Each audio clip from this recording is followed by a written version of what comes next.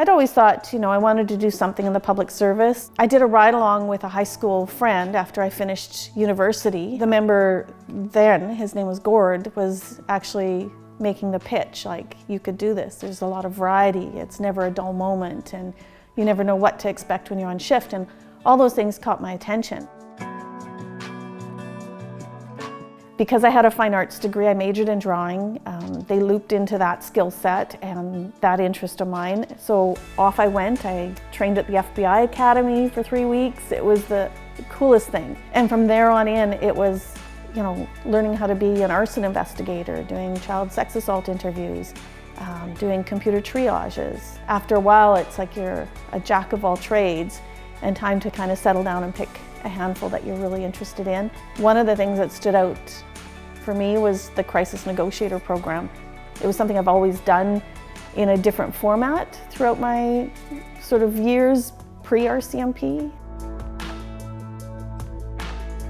So we deploy to a call and we hit the ground running. When you're being paid on call and you deploy, you don't know exactly the specifics unless it's something that's been pre-planned. It could be somebody that's a barricaded bank robber. It could be somebody who has mental health issues. And we can also have somebody who's just wanted on a Canada-wide warrant and is avoiding and evading the police.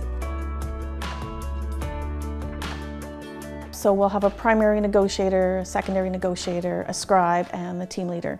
The primary negotiator is the person that makes the contact, so whether it's face-to-face, whether it's through the telephone, whether it's even through a social media platform. The secondary is there to coach and also to relay information, because the secondary is there, if things fall apart with the primary, the secondary knows the whole situation and what's happened. The team leader will give updates to the detachment, to the incident commanders, and the scribe just keeps track.